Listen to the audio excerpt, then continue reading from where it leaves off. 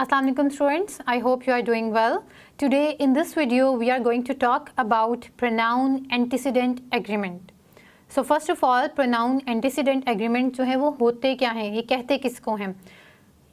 आपने हमेशा याद रखना है कि जब भी आपने किसी नाउन को रिप्लेस करना है किसी प्रोनाउन से, तो आपने देखना है कि क्या जो जेंडर ऑलरेडी था आप उसी जेंडर को लेके रिप्लेस कर रहे हैं, और अगर नंबर ऑफ़ पर्सन्स जो हैं वो जितने पहले थे क्या वो बाद में भी उतने ही रहेंगे।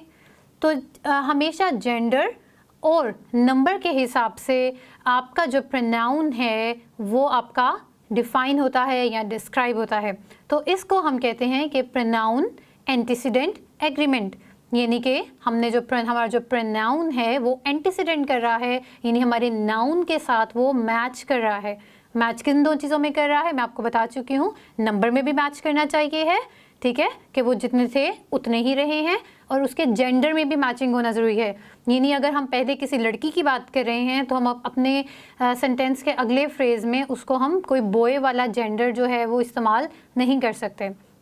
सो एग्रीमेंट का क्या मतलब है? एग्रीमेंट का मतलब होता है कि जब दो चीज़ें आपस में एग्री करती हैं, वो मैच करती हैं, ठीक है, उनका आपस में लिंक होता है।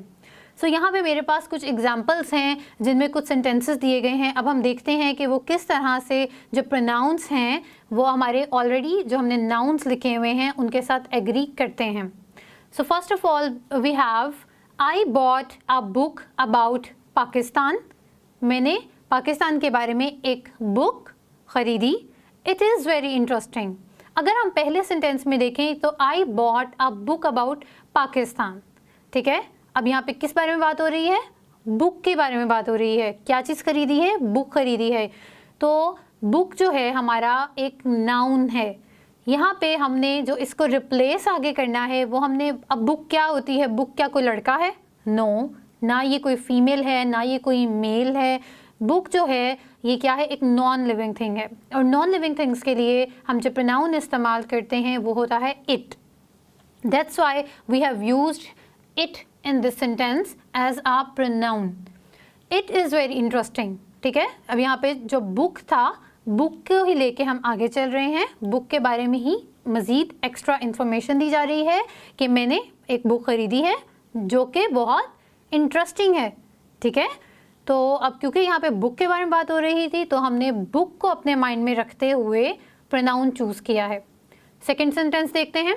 Pakistani soldiers are brave. Pakistan के जो सिपाही हैं वो बहुत ब्रेव हैं, बहुत बहादुर हैं। They protect us. अब यहाँ पे जो दे है वो हमने किसके लिए इस्तेमाल किया है? ये हमने यहाँ पे सोल्जर्स के लिए इस्तेमाल किया है। सोल्जर्स हमारा यहाँ पे नाउन के तौर पे एक्ट कर रहा है, और हमने अपने नाउन को रिप्लेस करना है प्रोनाउन से। लेकिन रिप्लेस करते वक्त हमें अपने माइंड में रखना है कि वो, मैंने आपको बताया कि वो नंबर और जेंडर दोनों में कोरेस्पोंडेंस होनी चाहिए, दोनों में एग्रीमेंट होना चाहिए।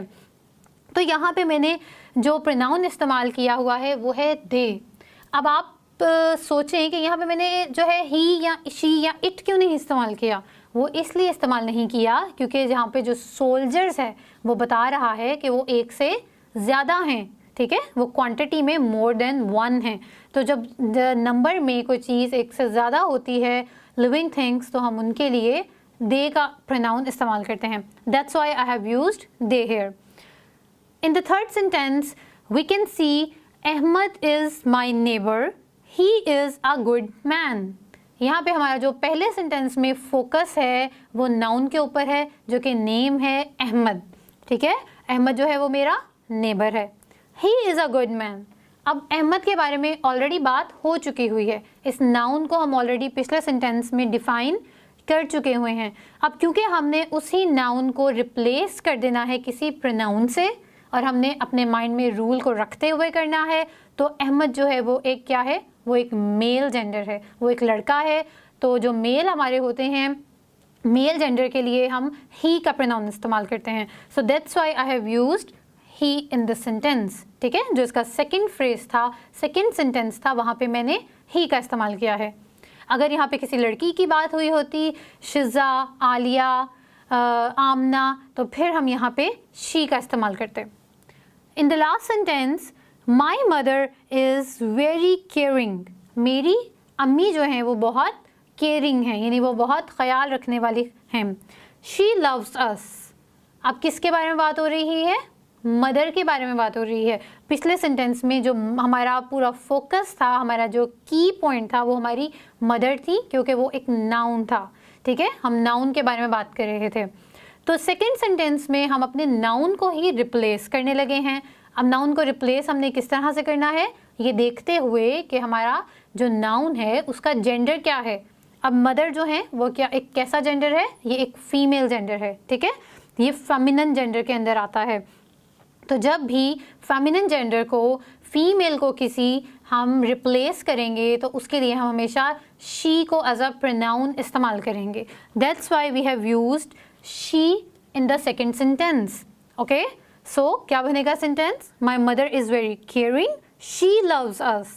तो यहाँ पे जो सेकेंड सेंटेंस है वो फर्स्ट के साथ एग्री कर रहा है। ये हमारा जो प्रोनाउन है वो हमारे फर्स्ट सेंटेंस के नाउन के साथ एग्री कर रहा है। तो हम कह सकते हैं कि जो हमारा प्रोनाउन है वो एग्री कर रहा है हमारे नाउन के साथ। सो हमने इस पूरी वीडियो में सीखा कि हमने जब भी दो सेंटेंसेस बनाने हो, ये नहीं हम किसी भी चीज़ को एक्सप्लेन कर रहे हैं, हम कोई भी एस्से लिख रहे हैं, हम कोई लेटर लिख रहे हैं, या नॉर्मली हम कॉन्वर्जेसन कर रहे हैं, वर्बली कर रहे हैं, या हम उसको जो है वो लिख के कर रहे हैं, राइटिंग में कर रहे हैं, तो बार बार किसी का नाम लेकर पुकारना जो है वो एक अच्छा इम्प्रेशन नहीं देता, ना ही राइटिंग में और ना ही वर्बली। तो हम इसके लिए क्या करते हैं, हम उसको किसी प्रोनाउन के साथ रिप्लेस कर देते हैं। अब रिप्लेस करते वक्त आपने याद रखना है कि रिप्लेस करते वक्त वो जो प्रोनाउन है वो नाउन के साथ एग्री करना चाहिए है, यानी वो दोनों एक ही कैटेगरी से बिलोंग करने चाहिए हैं। अगर लड़का है तो उसको हम ही के साथ रिप्लेस करेंगे, अगर लड़की है तो उसको हम शी के साथ रिप्लेस करेंगे, अगर कोई जो है वो नॉन लिविंग थिंग है तो उसको हम इट के साथ रिप्लेस करेंगे, अगर ज़्यादा सारे लोग हैं तो उसको हम दे के साथ रिप्लेस करेंगे। और दे बेसिकली बताता है कि वो जो दूर खड़े हुए लोग हैं। लेकिन अगर ज़्यादा सारे लोग हैं, उसमें हम खुद भी इंक्लूड हैं, मैं खुद भी इंक्लूडेड हूँ, तो फिर हम वी का इस्तेमाल करेंगे। ठीक है, तो ये सारे जो हैं प्रोनाउंस हैं जिनको हमने केयरफुली और थॉटफुली इस्तेमाल करना है।